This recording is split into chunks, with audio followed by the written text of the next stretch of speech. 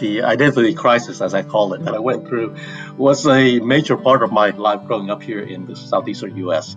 You're in the new country, expecting to assimilate and expecting to be a quote-unquote American. There's a huge conflict in that, the tension between self and community, the tension of who am I? Am I American? Am I Vietnamese? It wasn't until I started in my sophomore year in college that I made up my mind to apply for a volunteer position in the refugee camp in Southeast Asia, in the Philippines, and spend the summer there, that I recognized that there are other options than having to decide, am I Vietnamese or am I American? You can be both. You can be neither. You can be yourself. Nhan Phuong, Executive Director of Equity Initiative, the Atlantic Fellows for Health Equity in Southeast Asia. Born in Vietnam and sent to the US at a young age without his parents, Phuong had to quickly adapt to his new surroundings. Welcome to Conversations on Confidence with clinical psychologist and neuroscientist Professor Ian Robertson from the Global Brain Health Institute in Dublin, and me, Fionnuala Sweeney. Ian is the author of How Confidence Works, the new science of self-belief. In this series, we speak to fellows from the global Atlantic community about the role of confidence, or lack of it, in their lives, both growing up and in their work today as Atlantic Fellows, advancing fairer, healthier, more inclusive societies. The goal of Equity Initiative is to create a network of young leaders throughout ASEAN countries and China to work for the improvement of health equity in the region. I began by asking Phuong what had drawn him to this kind of work. Well, for me, the emphasis is on service to community. Since my childhood, coming to America and throughout my life, I've been at the receiving end of so many goodwill, kindness, that it's my way of paying it forward, to do something with my life that I hope will help others. I've been trained as a physician in internal medicine and in pediatrics. However, my passion is in working with people in the realm of public health, and then lately with personal development for people who are in position to impact the health of societies. You had an experience which saw you, not unlike many of your fellow countrymen and women, come to the United States. Can you start at the beginning and tell us about where you were born and what life was like for you then? I was born in a coastal city of Nhan, which is in central Vietnam. My father, who was in the military in South Vietnam at that time, the country was divided into North and South. My father passed away when I was very young. When I was 6 months of age, he died from a car accident. I had a very chaotic childhood. My mom, who's a single mom now, had 2 other children and had to fend for herself and provide for us in any way that she can. So we moved around a lot. And I remember not really having a place where I can call home for any length of time. Eventually, my mother gotten better and better work, so she had to travel a lot. So I was placed in a number of Catholic school, what we call a boarding school. I would stay for months at a time before I would see my mother and my sisters again. For me, that childhood was a period of growing up without my immediate family, although I've made a lot of friends in school. When I was about 8 or 9 years old, my mother remarried. And so I was finally brought out of boarding school and in a family situation again, which is great because now I can see my other siblings and my parents. But then the war came to an end in 1975. When that happened, it created another upheaval in our family. My parents had been working for the Southern government as well as the U.S. government at the time. And there's this fear permeating throughout the country that if you're involved with the Southern government or the Americans in any way, your future's not going to be very good, to say the least. So what my mother did was she looked for ways to try to protect her children. So she made the decision to split us up. And myself and my younger sister, I was 10 at the time, my sister's 8, were given away to the Catholic orphanage. And she did it in a way that we were both given a new name, a new birth certificate, I suppose to protect us, that should anything happen, we would be safe in her mind and it would be difficult to trace back to the family again. It was very traumatic for us, obviously, but I was old enough to understand why she did what she did. Some of the orphanage, the children were being airlifted out and taken to America. So there was a hope that perhaps we would be one of those orphanages. After a few days, we were loaded on a military cargo plane and taken out of the country. It was just my sister and myself on this trip. I didn't know what happened to the rest of my family until years later. My sister and I, we were resettled in Portland, Oregon, and placed in temporary foster care. So because we're a brother and sister team and we're slightly older than your average orphans, it was difficult for us to be adopted at the time. And so we were placed in temporary care for about 3 months at a time, and we moved from one family to the next. Almost a year later, we were finally adopted by this very nice American family. Everything was ready for us to be part of this wonderful family. And then I got a phone call from my mother from Atlanta, Georgia, which is across the country, saying that she would come and pick us up and we'll be reunited with the family again. What was going through you and your sister's minds at this time? You were still kept together, is that correct, as you moved families? That's correct. That first year in America was quite traumatic for me as a 10-year-old away from his family. I lapsed into a period of major depression. And when I received that phone call, my life changed instantly. I was just really, really happy. But we'd also developed a relationship with our foster care family who were about to adopt us. And so there was a bit of a regret as well. But certainly reunited with our family was something that was very fortunate for myself. Did you recognize that you were depressed, or would you have even known that term? Or was it simply that you were very, very unhappy in a place where you were really straddling two cultures, coming from Vietnam to a very Western society? Well, I didn't even know the word depression at the time. So let's say that. But I was very, very unhappy. There were times when I would just cry for no reason.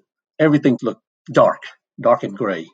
It didn't help that in Portland, Oregon, in the northwest of the U.S., the weather is kind of gray most of the time, too. So it doesn't help that when you walk outside, everything is cloudy and gray as well. So those were the times when I felt I'm at lowest. Your world changed overnight, as you've said, when your mum made that phone call and said, out of the blue, I'm in Atlanta, Georgia. How were the next few years for you then when you were reunited with her? We felt so happy to be together again. But growing up in Decatur, Georgia, which is a suburb outside of Atlanta, it wasn't easy for us. We were one of the very few Asian family at the time in the area. And in our school, we were probably the only Asian kids. Fortunately, our combined family is from my stepfather and my mother. There's 9 children altogether. So we have a large family to fall back on. And so I leaned a lot on my brother and sister to get me through these early years. It was tough being an Asian kid in southeastern U.S., going to school. And, kids can be pretty mean to each other at times, and especially when you're different. So for me, my source of strength was my family and my brothers and sisters. And of course, the teachers in the school were wonderful. They gave us all the help that we need in terms of language training, in terms of making us feel comfortable fitting in and all that. But it was a growing and adapting period for me.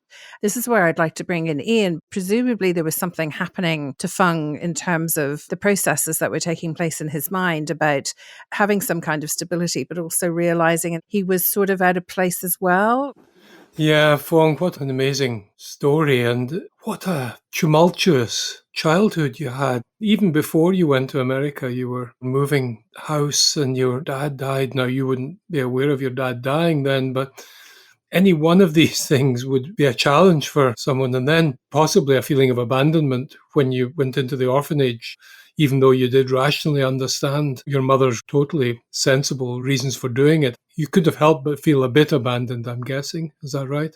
Yes and no. I understood the reason why. I think my mother did a great job in explaining to us. My difficulty in accepting it, especially when I was in the US without my family, the first few months in the US, was that I would start losing the image of my mother in my mind. It created a sense of guilt. You shouldn't forget your mother. You shouldn't forget what your mother looked like. But without seeing her, without being around her, and you start to say, I wonder what she looked like now. There was a time when I actually thought that I'd forgotten what she looked like. And to me, that created a huge sense of guilt. And again, the depression spiral downward with that as well. So it was a difficult adjustment period for me.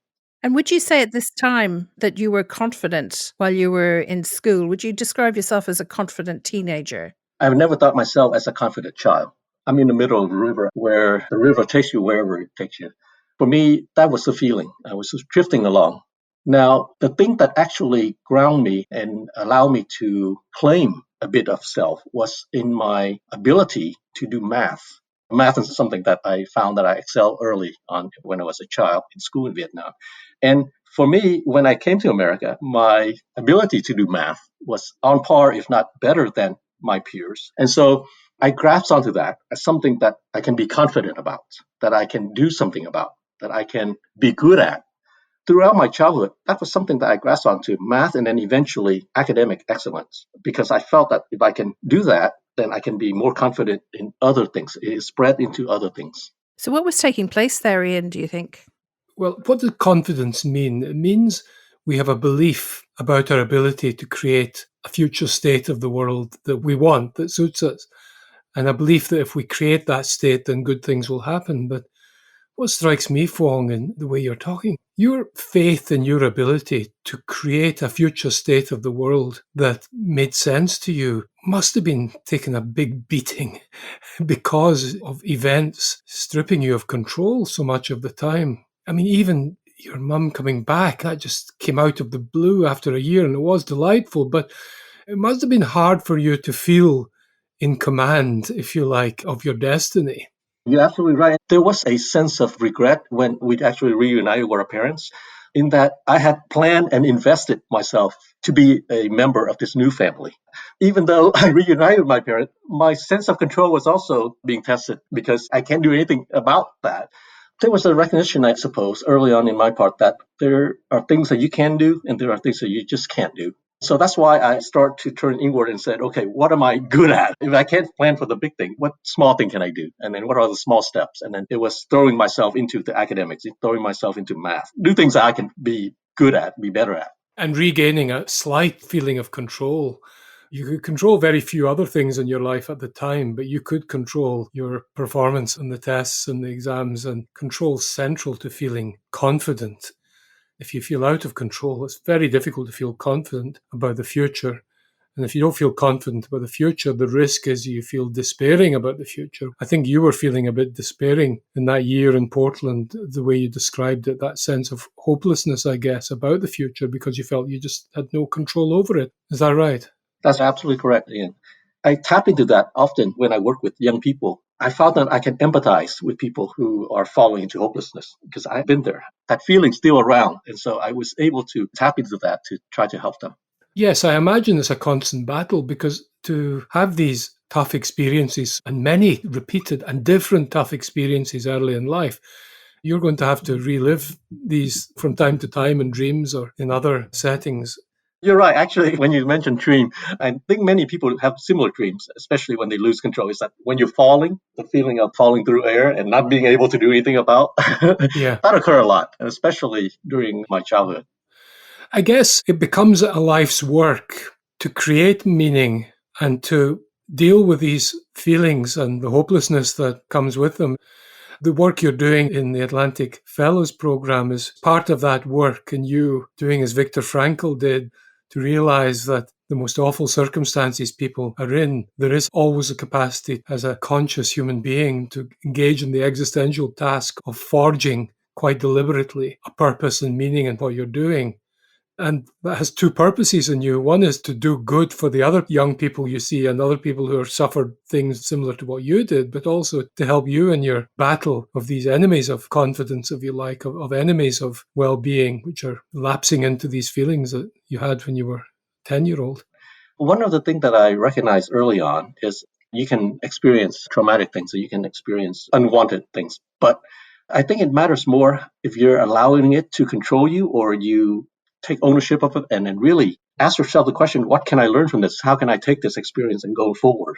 For me, it's a healthy way of dealing with setbacks because I've had many setbacks throughout my life. And these setbacks, you can let it beat you down or you can use it and say, well, you know what? This is a new experience. I can use this going forward. And you never know what that experience will be used for in the future. But having it and knowing it and being through it, I think helped me to be a better person today than I can be without it. So in a way, I'm very grateful for it. Well, tough times can strengthen people if they adopt the kind of attitude to them and way of processing that you've just described, Phuong. But also, one of the greatest sources of confidence is mastering adversity. Now, I know you say you've never considered yourself a confident person, but I've seen you on stage leading meditations. I've seen you in your quiet way really communicating a wonderful leaderly confidence. I have to believe that in part, the fact that you have triumphed and, if you like, harnessed some of these bad experiences to learn from them and to improve what you're doing has to have built a certain kind of resilience that some of us might call confidence. Is that right? I think you're correct there in that. Up until we spoke a few weeks ago, I never thought myself as a confident person at all. But looking back, if confident is the ability to take actions then I think it applies to me. For me, I visualize what can I do? What the action I should take. I get nervous just like everyone else on stage and beforehand and everything. But if you can visualize what is the worst that can happen and what likely to happen and go through your mind and really imagine what success will look like or even what failure will look like and you prepare for it, I think taking the actions actually become a cathartic thing. You actually go through it and actualize it. So for me, that's how I approach things. Well, you've captured confidence because confidence is linked to action, which makes it different from optimism, from self-esteem. It's this ability to get you to take action, which then changes the world a little bit and therefore changes you a little bit. So yeah, you've captured it completely. What is that ability to take control that Phuong demonstrated that contributed to how confidence works? Does confidence envisage something before the action?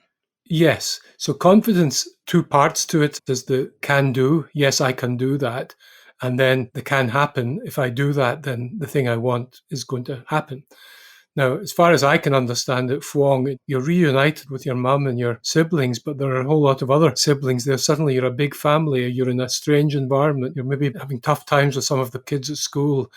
And what you do, you say, look, I'm good at maths. You create a goal for yourself that doesn't stop the anxiety, it doesn't stop the hurt, but it gives you this target in the future, which is you're going to get a little better at maths.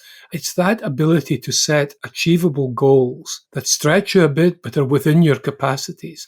And the little sense of success you get from achieving these goals acts in the brain like a mini antidepressant and a mini anti-anxiety drug. So if someone in dark times can locate in any realm, for you it was maths, and then more generally scholastically, if you can just set yourself goals and gradually achieve them, that is probably the single most important thing one can do to regain confidence in times like that. As you mentioned that, there is another factor I think that helped me tremendously. It was the words of encouragement from my teacher in grade school at that time, who recognized what I can do and what I can't do, and then also helped me to train my focus on the thing that I'm good at. Without them encouraging and without them giving feedback, I wouldn't have stumbled on it. The kindness that they've shown to me in helping me through those periods by encouraging me to focus on what I'm good at and help me even become better in it were, I think, seminal events in my early childhood that helped me to overcome many of these things. So that teacher who helped you discover the goal that you could then work at to build your sense of momentum. Yeah, absolutely. All of us need to feel held in someone's mind at least part of the time, particularly when it comes to knowing whether something we're doing, whether we're good at it or not. It's hard for a child to have that certainty themselves. So having a teacher or an adult, someone who can just validate, yeah, you're good at this. This is worth you doing. So from that point, Phuong, where you discovered that you could excel at maths and that helped give you confidence by being able to attain a realistic goal, did that solve your traumatic issues or the uncertainty that you'd experienced? Or did it mark a stepping stone to becoming the person you were about to become? If so, how did that transformation take place?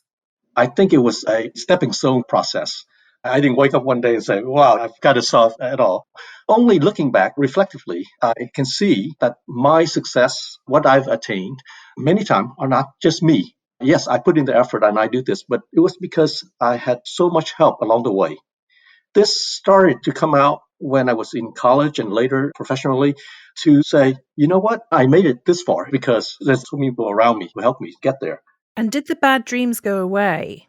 It become less. Early on, it was very frequent, but now it's gotten less and less as I come into the realization of what I can do and where I'm taking this going forward.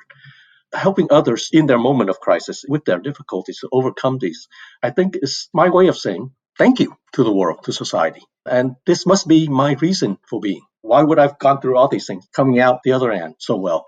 He gave me a sense of purpose, and that sense of purpose carried me through the second half of my life from my early 20s to now. You talked earlier about sometimes still being anxious about public speaking, and that relates to the fear of failure and what others might think of us. Was there a moment when you'd made the transition from being concerned about external perceptions of you to your own internal choices that you wanted to make about who you were and how you wanted to live your life? For me, the anxiety is still there, but it was worse before I entered college. And during my college time, this is where I beginning to overcome many of these things, mainly because I discover ways that I can overcome the anxiety by just practicing ahead of time, by visualization, by using techniques to overcome the immediate anxiety part. Now, as a member of the Asian community and the Vietnamese community, saving face and then not looking foolish in front of people is still a very strong part of me. So I continue to feel that anxiety, but less and less so now that I know how to control it better. The other aspect of it is, why am I doing this? Even if I fall flat on my face, I often think, is the risk worth the reward? And the reward is doing what I believe in, doing something that's consistent with my core values. And so when I put it that way, I'm willing to take the risk of falling flat on my face and being embarrassed and just go for it. And so that's something that allowed me to go over the hump and just go forward rather than letting the anxiety hold me back. What is happening there, Ian, in the sense of values almost contributing more to confidence than happiness might? So when we locate ourselves in our values, we're part of something bigger than ourselves. And it's not all about me and my ego. It's me as a vehicle for something bigger and more important than myself. And that is a tremendous source of strength. And it's also a tremendous source of protection against a sense of shame or humiliation or failure. Also, because values are eternal, or at least much longer lasting than any one human life, it gives you a sense of extension in time and space. Exactly the kind of protection and willingness to just take that step that Phuong was describing there. The Atlantic Fellowship programs, they're all grounded explicitly in values. And I think that our values are the solid foundations for confidence. And if we learn the habit of bringing these values to mind at times when we're feeling low or feeling as if we're not getting anywhere or feeling as if people are mocking us or thinking badly of us, these values will allow us to sustain that confidence. And you're right, we can have our values and we can have that sense of just getting on with it, even in spite of maybe not feeling that happy, or even in spite of feeling anxious, because values help us take the actions and feel right about these actions. And as we've heard from Phuong so magnificently, taking action is just a critical way of developing confidence and developing our particular path in delivering on the values in the world we live in.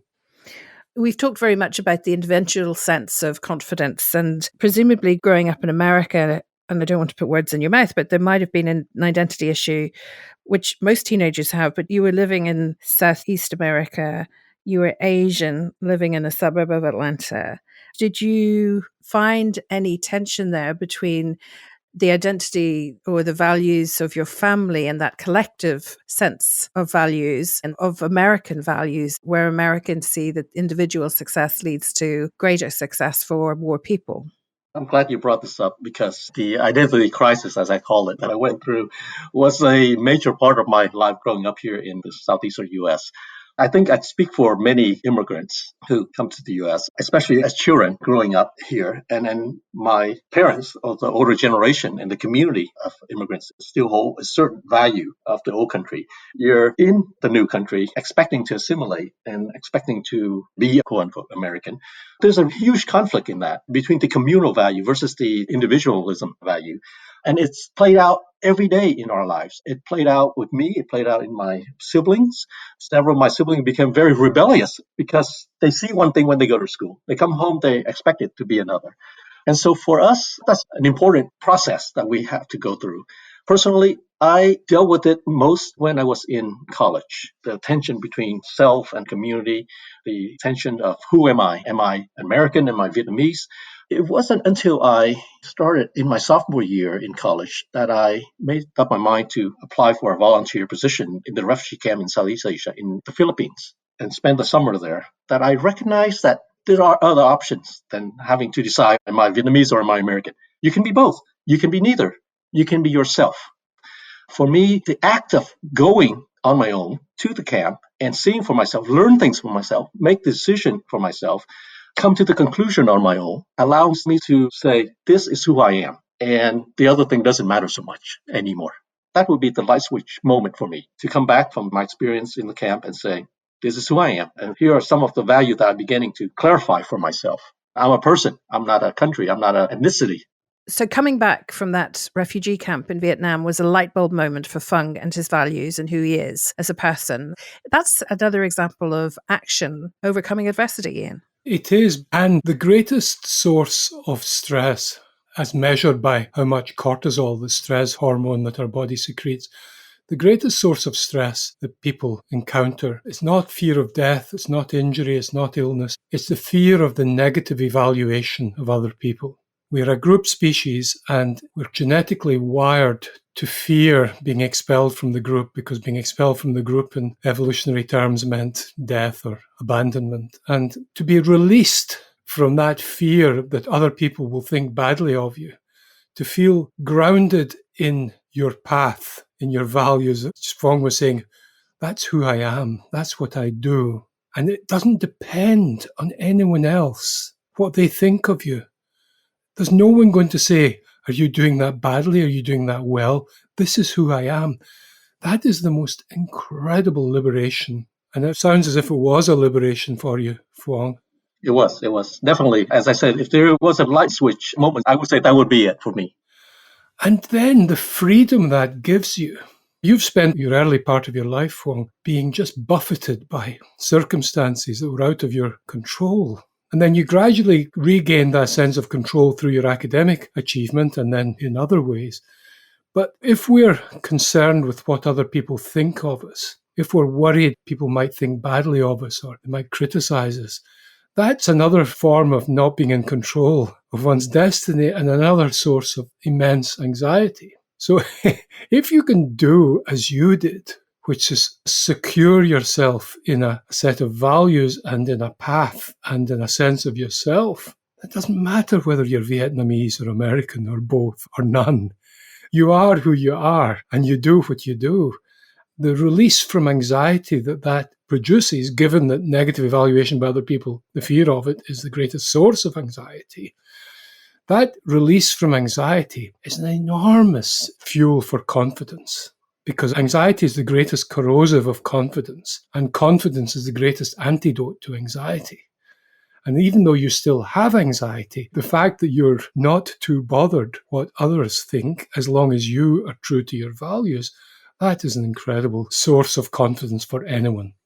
Are we talking here, Phuong, about an external projection of confidence on your part? I don't think so. It seems to me that you could be the quietest person in the room, but still be confident because of the value system you have. Yes, in the past, I've often equate confidence with being the external show of no fear. But understanding it now, I think for me, it's really about the internal confidence. And it helps me in my dealing with young people who are also sometimes not sure of themselves, or what we would call lacking confidence, but outwardly they may appear to be the most resolute people. So using this knowledge allow me to be able to address the issue with our fellows and help them not only being able to express confidence outwardly and then take the action, but also be grounded who they are, recognizing their values and identity in a way that strengthen them and take them even further than they would have otherwise. And in terms of being Vietnamese, as well as growing up in America, is there a difference in how confidence expresses itself between both cultures? I think so. As with most Asian culture, the cultural expectation is you don't try to stand out. You don't try to be individualistic, but rather you have to take into account the welfare of the community, of the family, of the country. So there's a balance in that I find, especially when I come back to Vietnam and interact with many of my countrymen there, people are more reticent to step out. I do a lot of coaching with my fellows, and then many of my Asian fellows and Vietnamese as well. They are hesitant to put a lot of importance of their own welfare, of their own needs and wants. Instead, they try to focus more on the family, on the community, in a way that sometimes I think is actually not helping them very well. And so it creates a bit of a tension. Why would it not help? Well, I think if you're going to serve others, I think you need to pay attention to your own needs as well. If you don't do that, you can't serve others very well. That's the central thesis of my work with my fellows. You have to take care of yourself if you want to take care of others. Ian, presumably you would agree with that. And I'm just wondering then about the balance between collective confidence, individual confidence, and where the ego and self-esteem plays into this. It's not just between Asian and Western cultures. You get this difference. You even get it within China, between the traditionally wheat growing and the traditionally rice growing parts of China. with rice growing being a more communal activity, a more collectivist mindset predominates in the southern parts of China and a more individualistic one in the northern parts. And this is a huge range of consequences. The thing about the ego and individual confidence is very much about the belief in yourself, in the ego to be able to do X, Y, or Z. It's quite a useful thing because it motivates people to do stuff, to take action. And yes, part of that's for egotistical reasons, but it can also be for the wider benefit. So for instance, you get more patents, more innovation in more individualistic parts of China than you do in the more collectivist parts. You also get higher divorce rates in the more individualistic compared to the more collectivist ones. There's all sorts of differences in thinking and the emotions and social relations between these two areas.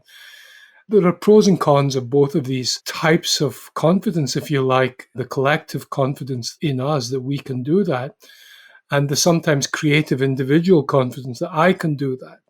So interesting, someone like you, Phuong, you're able to straddle these two cultures, and I'm sure see the strengths and weaknesses of both approaches, as you've just outlined in terms of the collectivist mindset leading people to neglect their own needs. And the thing is, if you don't feel in control of your own emotions, it's very hard to be confident and very hard for you to be an inspiring leader. So to an extent, neglect of one's own well-being and emotional state is not a particularly healthy thing. So I think what we need for leadership in facing up to the world's problems just now is some synthesis of the best of the more individualistic, ego-driven confidence of the more individualistic cultures and the more empowering collective confidence, which protects the ego because it's collective and the individual ego doesn't feel as threatened. I think we need some combination of these to face up to some of the challenges that you and your team and ourselves at the Global Brain Health Institute are facing up to, Phuong. Totally agree. Totally agree. More and more, I recognize the value in that. And ultimately, I think it all comes back to the underlying core values that you hold dear. And how can you be in service to that value? What can you do to be in service of that value is what gives you the confidence to move forward and then to do the things that may at first seem contrary to what the culture or the situation dictates. Phuong, you've obviously gone through a very reflective process and continue to do so. I just wonder what both you and Ian think of happiness in relation to confidence and whether it's a goal in itself, an end in itself, or simply a byproduct of having confidence that's based on values. Can I just say that happy people are more confident and confident people are happier on average, but that happiness as a goal is an elusive one. It comes as a byproduct of achieving other goals. There is eudaimonic happiness and there's hedonic happiness. There's the one that's to do with purpose and meaning and value and the one that's to do with pleasure. And for sure, the seeking of pleasure as a goal in itself, because of the hedonic treadmill and other phenomena, is a fool's errand. The searching for happiness in terms of meaning and purpose, in terms of purposeful action of the type that Phuong has described doing, that is for sure a worthy goal. For me, I use happiness in a very narrow sense in terms of, am I happy right now? And I guess that's a short-term use of the word. More and more, I use now the word well-being. I think it better describes the future-oriented or a long-term condition that we will call happiness or what people are seeking for. And then for me, it's actually a number of things that contribute. Certainly the attitude, positive attitude of what we call happiness normally, the relationship building that we have, the sense of accomplishment and the sense of engagement that we can have in our day-to-day activities. Those are all things that contribute to this well-being, I like to think. And of course, what is the meaning? And it comes back to values. What will give us meaning in our lives? That to me is what we usually call happiness that I tend to use the word well-being for. Nhan Phuong, Executive Director of Equity Initiative, bringing us to the end of today's conversation. For more conversations on confidence, go to our website at www.atlanticfellows.org. Here you can also learn more about the 7 Atlantic Fellows programs, empowering emerging leaders to advance fairer, healthier, more inclusive societies. I'm Fionnuala Sweeney. Thank you for listening. I do hope you'll join Ian and me for our next conversation with environmental activist Abraham Freeman, Atlantic Fellow for Health Equity, US and Global.